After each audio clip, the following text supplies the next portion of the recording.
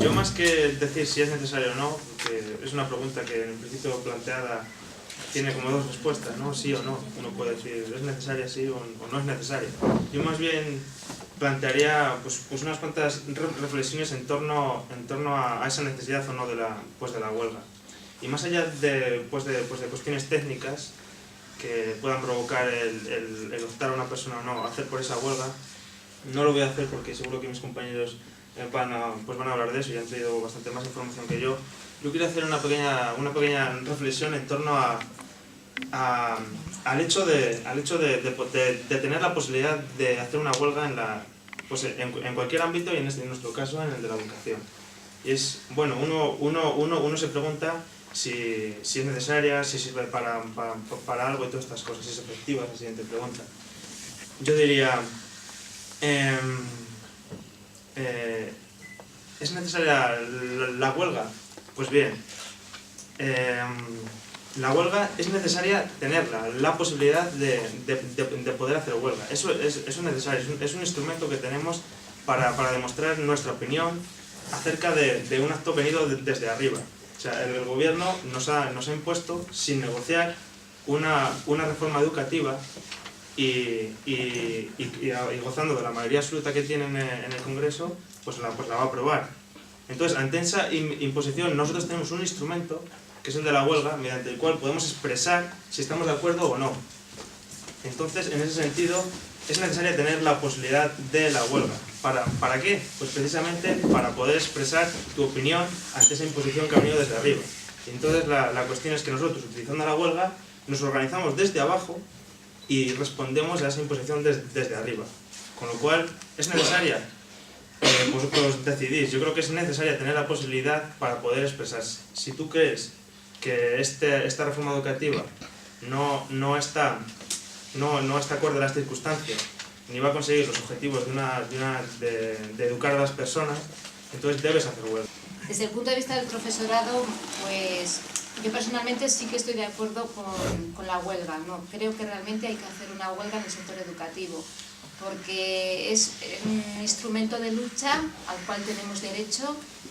Hay otro tipo de instrumentos, pero claro, en este caso, por ejemplo, ya ha habido una campaña de movilización, es decir, hombre, la huelga como única movilización no, pero dentro de una campaña ya de protestas que ha habido desde el año pasado, 2 años que llevamos, pues protestando por toda la serie de recortes que se han estado realizando en el ámbito educativo. Y luego, dentro de esos recortes, claro, las condiciones laborales del profesorado se han visto afectadas. Yo, como profesora que soy, he visto cómo ya llevamos 4 congelaciones salariales, una rebaja del 5%, nos han aumentado el IRPF, y somos un colectivo que nos hemos visto castigados por la llamada crisis que realmente nosotros no hemos provocado. Entonces, al igual que nosotros y nosotras, el profesorado, pues se han visto afectados otro tipo de trabajadores y de trabajadoras, ¿no? Por otro lado, aparte de no solamente a nivel salarial, a nivel de nuestras condiciones laborales, nos hemos encontrado que nos han aumentado el horario lectivo. Entonces, la gente muchas veces dicen, pero vamos a ver, pero si tienen las mismas horas de trabajo. Sí, tenemos las mismas horas de trabajo, pero el horario lectivo es mayor, es decir, damos más clases.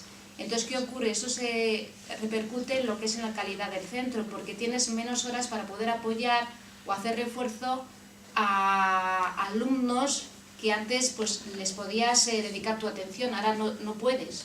Pues como padre, pues el ver si hay motivos para la huelga, en principio hay que tener en cuenta que los padres y las madres no podemos hacer un llamamiento a la huelga a un personal laboral, en este caso docente, pero sí podemos apoyar una acción de protesta si entendemos que hay motivos para ello.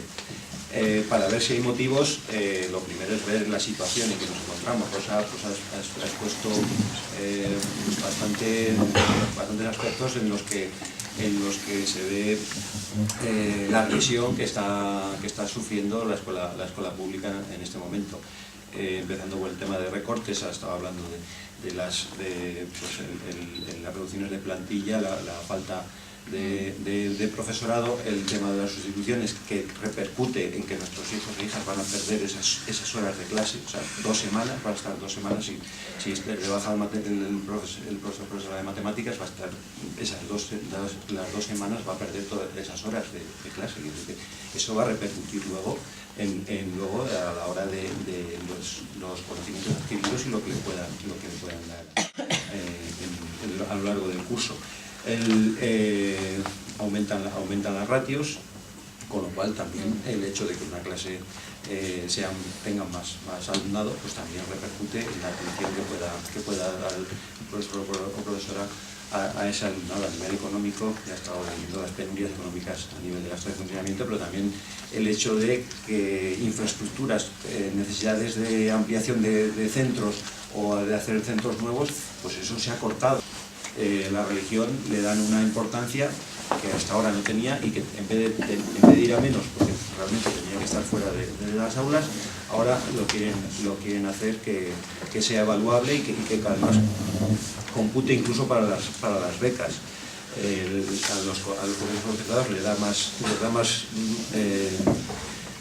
más fuerza, porque incluso les permiten el que el suelo público pues también lo puedan acceder a ello. Quiere decir que hay una serie de favores que se está dando a una determinada ideologías, que en detrimento de lo que es la escuela privada. Luego el tema de las reválidas o las pruebas que se aumentan en los distintos cursos, que ahora no existen, pues eso va a suponer una carrera de obstáculos para nuestros hijos y nuestras hijas.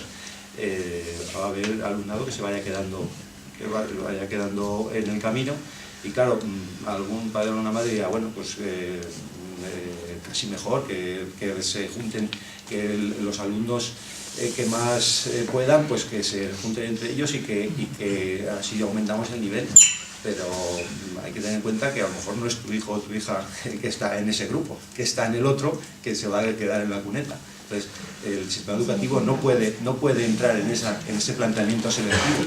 El sistema educativo tiene que ayudar a todos, tiene que precisamente mitigar las desigualdades, y eso es lo que tiene que perseguir, no lo contrario, que es con la nueva ley. Entonces, entendemos que hay motivos para la protesta, hay motivos para estar en contra de esta nueva ley y de toda la política educativa que se está llevando, y por eso se entiende que hay motivos para apoyar esta huelga. Pues me parece que sí que es necesaria una convocatoria de huelga, no solo como el día solo de la huelga, sino también para informar a los alumnos y que tengan conciencia de lo que se está haciendo con su educación. O sea, por ejemplo, una ley nueva que ha salido, tienen que enterarse, y con esto, por ejemplo, con una huelga tú les informas, y entonces ya van tomando conciencia de lo que se están perdiendo, de lo que les están quitando. Porque, por ejemplo, lo que ha dicho él con las reválidas, con una reválida cada 3 años, por ejemplo, en primaria, pues eso lo que hace es que muchos alumnos no pasen, y en vez de ayudarles como deberían de ayudar a todos, pues se queden otro año y se lo repitan. Entonces eso no ayuda a avanzar a la gente, sino que hace que los que mejor nota saquen, por ejemplo, avancen. La reválida también de cuarto de la ESO que han puesto, o sea, de jugar los 4 cursos de la ESO a un examen, que si te sale mal ese examen, pues entonces todos esos años que has hecho no te valen para nada.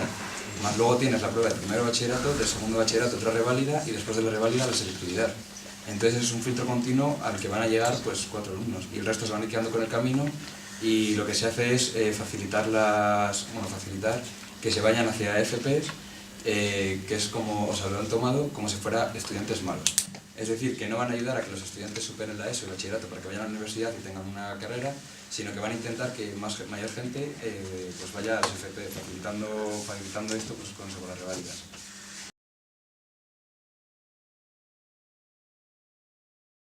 Lo que quieren es mandarnos a las FPs para simplemente poder ellos quedar como nuestros jefes, que tener más importancia, que dan más importancia al dinero que realmente a la educación. El concepto de huelga, hay huelga, genial. Me quedo en mi casa, me quedo en la cama y fenomenal. Y por eso en parte tienen ese concepto de, mira, ya están ahí los vagos, ¿no? Pero es que si cada vez que haya huelga saliésemos todos a la calle, eso sí que sería una movilización. No el hecho de que hay huelga y me quedo en la cama y ni siquiera me entero de lo que es la huelga. Esta es la típica pregunta, ¿no? Utilitarista, ¿es efectiva? Y si lo es, lo voy a hacer. Y si no lo es, pues no lo voy a hacer, ¿no? Porque yo hago las cosas si sirve. O sea, no por una cuestión de que tengo mis principios. Eso sería otro tema, ¿no? Pero aquí, ¿es efectiva o no? Yo me he preguntado, ¿es efectiva? Claro, si influye en la clase política, ¿no? O sea, al final provocas que los políticos den marcha atrás y cambien esa ley. ¿Y qué imagen de los políticos tenemos en general? Yo creo que la imagen de los políticos que tenemos en general es esa imagen del político ese, ¿no? Que va a captar votos. Que dice, aquí, mira, aquí, yo soy neutro ideológicamente, pero aquí he visto un nicho de gente pues que reclama cosas, entonces yo si les hago caso y legislo en su favor, voy a recibir votos. Total, eso yo me lo llevo a la pregunta, ¿es efectivo? Claro, yo pienso que si tú sales a la calle, si se moviliza todo el sector y saca músculo a la calle, eso se ve y se percibe, el político, que es un ser racional, que busca votos por todos lados, pues al final va a dirá, hombre, digo, me estoy tirando piedras contra mi propio tejado, me estoy poniendo un sector en contra, ¿no?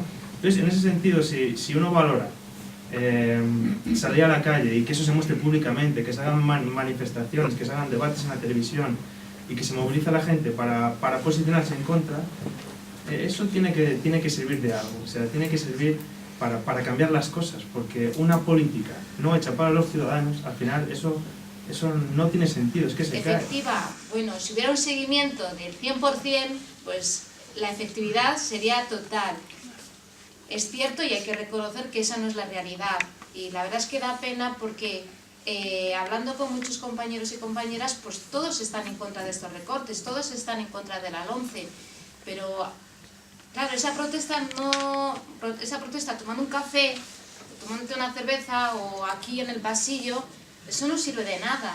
Yo les digo, vamos a ver, es que esta protesta la tenemos que llevar fuera y tenemos que hacer que nos escuchen, porque si no nos escuchan, somos, como dicen ellos, esa mayoría silenciosa que se queda en casa y etcétera, que es el argumento que tienen todos los días, porque eso es lo que escuchan en telediario todos los días, ¿no? Entonces, bueno, es efectiva, pero claro, si hubiera un gran seguimiento, si tenemos que muchos compañeros y compañeras, pues claro, estoy hablando desde el punto de vista del profesorado, se quedan, van a sus centros de trabajo, pues claro, presión no haces. En el caso de esta huelga, que aparte está convocada también por las familias y por los estudiantes, si las familias llevan a sus hijos, a sus hijas a clase, si los estudiantes pues van a clase, claro, es que ese es el problema. La anterior huelga que fue en mayo, pues hubo, no me acuerdo exactamente del seguimiento, si fue de un 20 o de un 30%, pero claro, para que haya una efectividad tendría que ser seguida por una inmensa mayoría. Luego tenemos el tema de los servicios mínimos. Vosotros sabéis que en toda huelga pues se establecen unos servicios mínimos por parte de la consejería. Son unos servicios mínimos impuestos porque realmente, bueno, por ley tiene que haber una reunión donde se negocian esos supuestos servicios mínimos. Bueno, pues esa reunión es un puro trámite, un corta y pega de los servicios mínimos de otras convocatorias. Allí los sindicatos convocantes hacen sus alegaciones y no hay más. Es una reunión de un cuarto de hora y se acabó.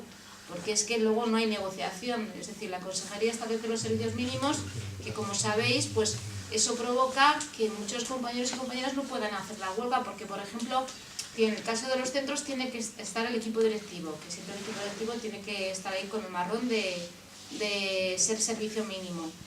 Después, en el caso, por ejemplo, de las escuelas unitarias o de las escuelas que tienen un solo profesor, de los CRAS, pues ese profesor o profesora tiene que estar obligatoriamente en la escuela. Nunca van a poder hacer la huelga.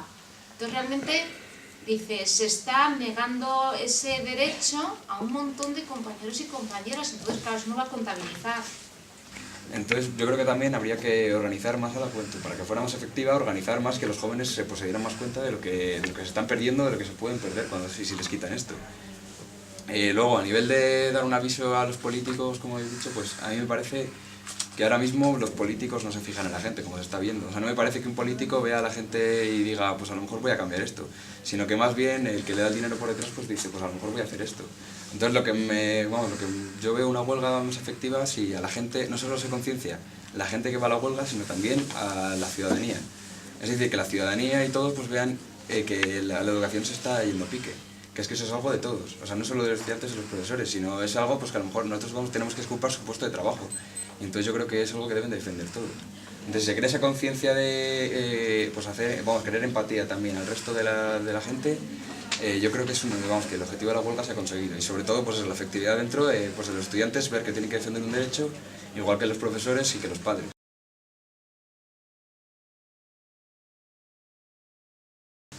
Yo tengo un problema con estas huelgas de un día puntuales, es que corren el riesgo de perderse un poco en el olvido. Porque pareciera como que, bueno, te han plantado una ley y tú tienes que demostrar que no te gusta y, bueno, pues haces un día de huelga. Entonces queda como un pequeño brindis al sol que haces diciendo, bueno, a mí yo no estoy de acuerdo con esto y te monto una huelga de un día.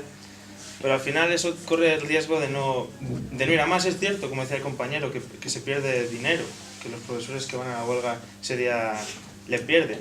Pero pareciera como en un día en un año es como muy poco, ¿no? Es que, bueno, pues has brindado ahí, has dicho que no te gusta, pero no va más. Entonces yo me fijaba, digo, yo pensaba en México, que están ahora también, quieren reformar las leyes educativas, y los maestros mexicanos pues han ido ahí han paralizado el país, o sea, han ido en el DF, en la capital, pues se han cogido y han caminado desde la autopista, la que lleva al aeropuerto, a la capital, y la han paralizado y han hecho mucho ruido, se han ido a Zócalo, allí a la plaza, que es lo que es la Plaza Mayor. Y es una huelga sobre todo indefinida. Entonces el gobierno no ha tenido más, vamos a decirlo, no ha tenido más huevos que sentarse ahí a hablar. Personalmente creo que las huelgas de un día realmente, bueno, pues no son tan efectivas como si fueran indefinidas o bien ininterrumpidas como fue la del 88. Entonces la cuestión es que esto pues lo hablas con los compañeros y compañeras y ya te ponen reticencias para un día, pues si convocas una indefinida no te digo nada, vamos. Y luego, bueno, me puedo imaginar también la oposición por parte de la sociedad, que ese es el problema también, que es que nosotros como colectivo no es que estemos muy valorados de forma muy positiva. Entonces, claro, pues ¿qué ocurre? Yo estaría a favor de una huelga indefinida o de una huelga ininterrumpida o de paros parciales, a lo mejor también, como se han planteado en otros territorios, pero la cuestión es que, bueno, pues intentar llegar a un punto en común donde, bueno, pues si puedes conseguir un mayor seguimiento por parte de los compañeros y compañeras, pues bueno, vamos a plantearnos un día. Pero claro, yo es que, como decía mi compañero, pues es que no se trata solo de la huelga, es que se trata de toda una campaña de movilizaciones. Entonces, la huelga, pues sí, dentro del marco de esa campaña de protestas, que no solamente se reduzcan a esta huelga del jueves, sino que va a seguir y continuaremos, y serán otras cosas, como otras manifestaciones en la calle, como podremos hacer pues otro tipo de movidas, no sé en este momento que puedes hacer algún tipo de asamblea, o a lo mejor pues incluso pues hacer algún tipo de marcha cortando las calles. La cuestión es no limitarnos solamente al tema de la huelga. Hacer una huelga también se puede plantear de una manera de ver, de pulsar también un poco cómo están los ánimos, y a partir de ahí pues ir perfilando la estrategia a futuro de qué acciones se pueden seguir haciendo.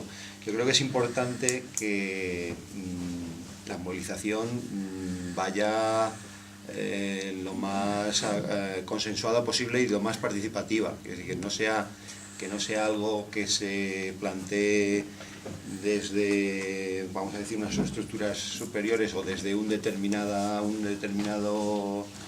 colectivo, sino que venga un poco fruto de un debate, de ver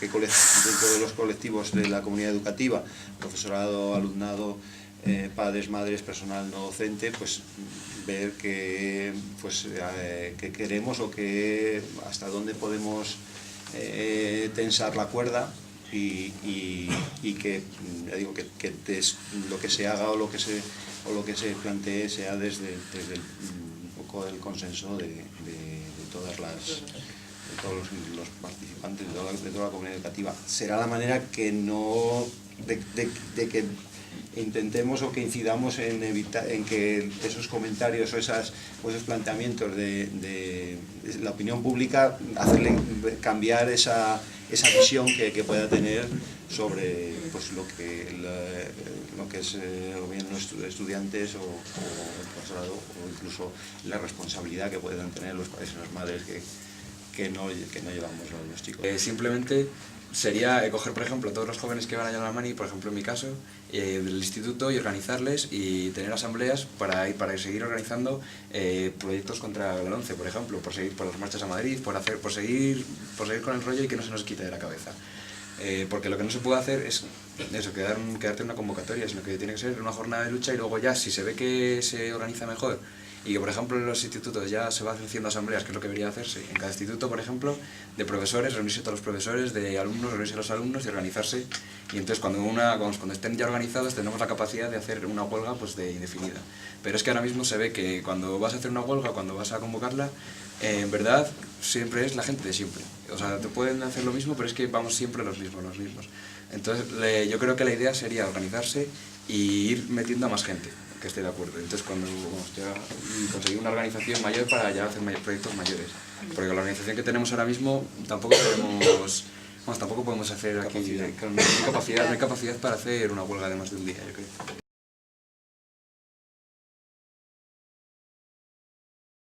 Que ha participado, el concienciar a la ciudadanía.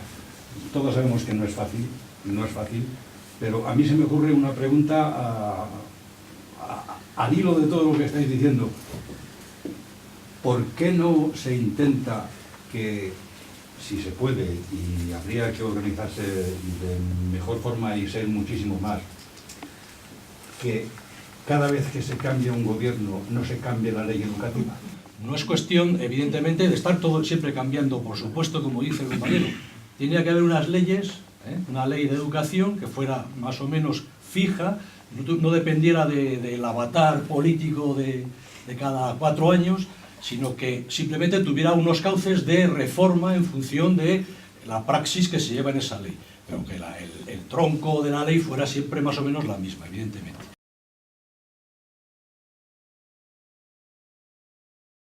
Ojalá supiera cuál va a ser el futuro del sistema educativo. Yo, la verdad, creo que todo depende de nosotros y de nosotras. Y el futuro pues está en nuestras manos. Será cuestión de defender y de lo que tenemos, recuperar lo que hemos perdido, y ante todo pues ahí es donde está el futuro. Es decir, es que yo ahí no puedo darte una respuesta definida, pero por supuesto yo quiero ser positiva. No me quiero dejarme influenciar por ese sentimiento de desánimo y de resignación. Pienso que si toda la ciudadanía y todos y todas estamos unidos en esta protesta y en las que van a venir después, o en todas las protestas que haya, pues yo creo que el sistema educativo va a tener un futuro bastante bueno. ¿Cuál es el sentido de esta nueva ley, de la LOMCE? ¿Y cuál era el sentido de la anterior, de la LOE? Tú dices muy bien que esta ley pretende mejorarla. Pues es más que eso, porque es un cambio ya de visión de lo que es una persona, de lo que es un ciudadano. Has dicho que esta ley pretende mejorarla. No, pero has dicho que no es una ley propia en el sentido del cambio. Eso es. Y yo quiero decir que eso, claro, yo estoy de acuerdo, ese es el discurso que ellos han lanzado, pero es un cambio radicalmente distinto y para nada tiene... Eso es, o sea, fíjate, el preámbulo de la LOE hablaba de que el objetivo de la educación era crear ciudadanos. O sea, eso era muy importante, era crear ciudadanos, que se integraran en la vida política y que participaran de ella. O sea, era un currículum social. Este preámbulo de esta nueva ley, o sea, lo que hace es, ya te está hablando de trabajadores y mano de obra. O sea, fíjate que aprovechando el discurso, claro, ahora actualmente falta trabajo. y hay una demanda de la sociedad por parte de... Todos queremos trabajo y todos se nos abren los ojos cuando dicen, o sea, hay oferta de trabajo. Además, ante esa demanda y esas ganas que tenemos de esa demanda social que hay, el preámbulo de esta ley, que luego han ido cambiando, pero que está ahí, yo me voy a la primera definición que hicieron, fue de crear trabajadores. Trabajadores que se pueden insertar en el mercado laboral, así tal cual, en el mercado laboral. O sea, el objetivo de la educación era crear trabajadores, instrumentos que se insertaran en el mercado laboral. O sea, la LOE hablaba de crear ciudadanos que participaran de la vida pública, que mejoraran, que transformaran la sociedad. Esto no. Esta ley lo que pretende es reproducir un sistema. Y crear trabajadores que se inserten en la cadena, en el mercado laboral. Y eso es un cambio radical, totalmente radical. Y eso es lo que persigue esta ley. ¿Cuál es el futuro del sistema educativo entonces? Pues si seguimos esta ley, el futuro es herramientas y personas que se sometan y que para nada se preocupen por una transformación social, por mejorar lo que hay, sino que perpetúen lo que hay. Y que se ocupen de trabajar, nada más. El futuro que yo me gustaría o que lo planteo. Antes de nada sí que quería hacer una premisa. Estamos hablando de leyes, distintas leyes de educación, que tenemos ahora una ley, si desgraciadamente entra esta en marcha tendremos otra, pero hay que decir que con una ley o con otra, un centro educativo tiene una organización y se puede organizar de una manera o de otra, independientemente de la ley que se tenga. O sea, y eso es un poco lo que quiero lanzar, que si defendamos a nivel por ley una educación, la educación que nosotros queremos, pero también utilicemos nuestra capacidad de organización en el propio centro educativo para organizarnos de la manera que nosotros queremos realmente. Y hay ejemplos que existen y que se pueden ver y se pueden tomar como referencia. Con las movilizaciones se han conseguido cosas, porque hay mucha gente que mira el futuro y dice, pues a lo mejor no vamos a conseguir nada, pero es que también hay que mirar el pasado y ver. Se han organizado, han hecho huelgas y ¿qué han conseguido? Pues por ejemplo que invita a un ministro. Entonces las cosas se consiguen, pero insistiendo todo el rato en ello, organizándose los centros y por ejemplo lo que has dicho tú de un centro, pues en ese centro, si no quieres esa ley, organizarte de verdad y concienciar a la gente para que haya una organización total entre todo el sistema educativo y luego el sistema educativo unirse a la ciudadanía. Estoy totalmente de acuerdo que el futuro no está escrito, que el futuro depende de nosotros y lo vamos construyendo día a día y podemos ser más resignados o menos resignados, es una cuestión nuestra. Pero yo llamaría la atención de que el futuro, fundamentalmente en el ámbito educativo, probablemente esté en manos no tanto de los profesores, no tanto del profesorado, de los padres, de las madres, como de los estudiantes, porque al fin y al cabo el profesorado, los padres y las madres estamos relativamente cómodos en el sistema que ahora tenemos y de alguna manera pues son funcionarios o somos funcionarios del sistema educativo, los padres y las madres están más o menos trabajando y tal, pero el hueco por hacer está fundamentalmente en manos de los estudiantes. Por eso yo creo que el éxito de estas movilizaciones dependerá mucho de la respuesta estudiantil. Lo que aquí se comentaba de que es asambleas en bachillerato, en la universidad, no solamente el día de la huelga, sino después, siendo exigente con el sistema que tenemos y no dejando pasar pues algunos cambios que efectivamente son cambios muy profundos, muy ideológicos, muy de una manera, lo acaba de comentar el compañero, una manera de entender la sociedad y de entender sus distintas instituciones. He conocido también a profesionales de las leyes que no se limitaban a enseñar las leyes, sino a ser críticos con las leyes que se hacían, ¿no?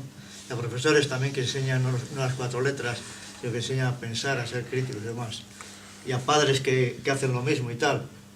Si, por mucho que nos impongan la ley esta que pretende primar la competitividad en contra de la cooperación y demás, pues la educación que tendremos es la que queramos, entre todos. Y si participamos todos, si no participamos, si la mayoría de la gente dice que prefieren tener un hijo que esté trabajando 80 horas como un burro, pues vale. Pero a pesar de eso, aunque haya mucha gente que sea así, si los profesionales y los padres y demás hacen a la gente crítica, intentan hacer que la gente sea crítica, tendremos una educación de garantías.